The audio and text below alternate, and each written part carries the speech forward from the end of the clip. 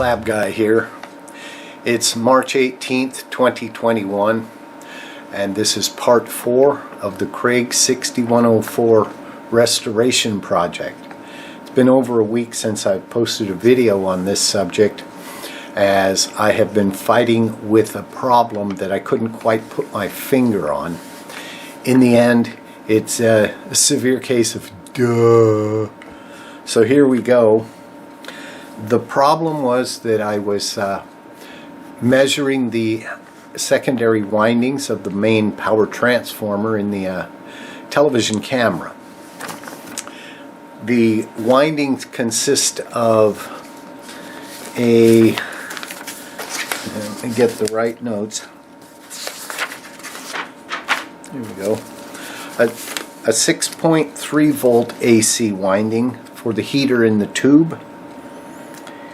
A center tapped 40 volt winding, which is rectified and produces about a 28 volt DC power bus, unregulated, which is then regulated to 12 volts.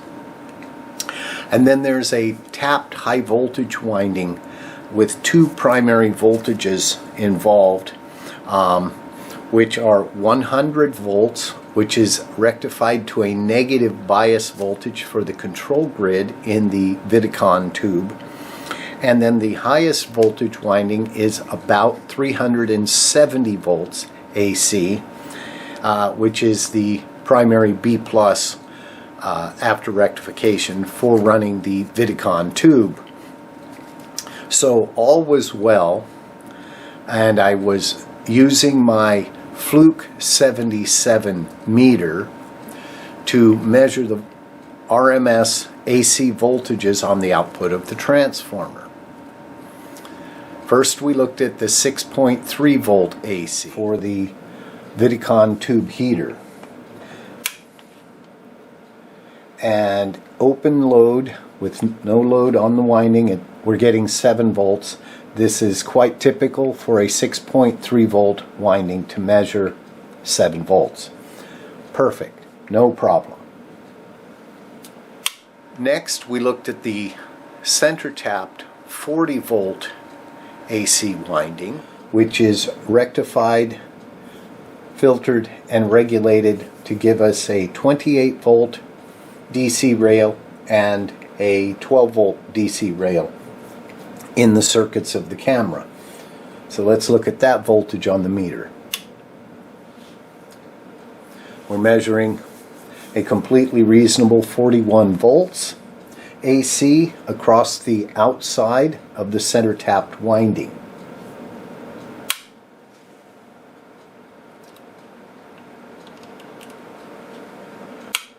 And here is the 20.5 volts approximately across one of the two windings. They're both the same. So that winding is fine.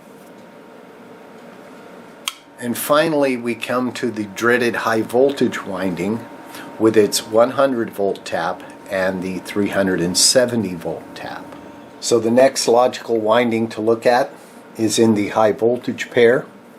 One side of that transformer winding is tied to ground. It is tapped 100 volts up from ground, and the top of the winding is 370 volts. So let's first look at the 100 volt tap with the fluke 77 multimeter. And we're measuring 100 volts. Perfectly reasonable measurement. All is well up to this point, which brings us to our problem.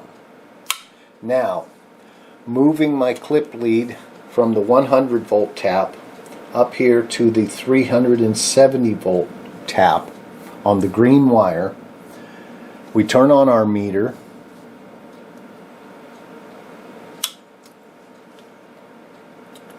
and the meter goes nuts. It turns out that for a non-obvious reason, the 370 volt winding in open circuit condition like this is more voltage than this meter can handle. Let's look into that and find out why. For these measurements, I'm going to use the oscilloscope. Now, for those of you out there who have less experience with oscilloscopes, be wary of connecting your oscilloscope into higher voltage circuits in the, say, 300 to 500 or 600 volt range, like in audio amplifiers and televisions and so on, in the sense that you can overload the front end of the oscilloscope and burn out the input transistor using a 10-to-1 probe. I purchased a special 100-to-1 probe that divides input voltage by 100 for measuring high voltage stuff, since I work with so much of it. So be mindful that you can get a 100-to-1 probe, and it will cost you about $70 to $100, and it's worth it, because the repair of your oscilloscope will be much more costly than that. So let's get back and have a look at this 370 volt winding and find out what the heck is going on there. Now we'll want to look at this with the oscilloscope. All right, let's connect the 100-to-1 probe to our high voltage winding. I'm going to pick up ground from the metal frame of the camera, and the high voltage is on this green wire right here. Now, looking on the oscilloscope, you can see that I've already parked the measurement marker at the 524 volt range, and we'll talk about that here. So let's turn on the camera, and there on the oscilloscope is our 370 volt RMS sine wave.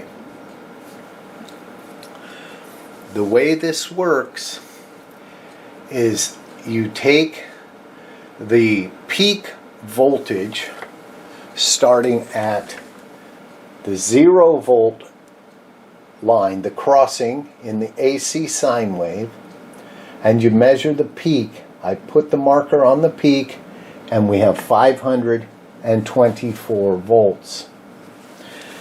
RMS is derived from the factor the square root of 2, which is derivative of circles, and circles are derivatives of rotating alternator armatures that produce sine waves.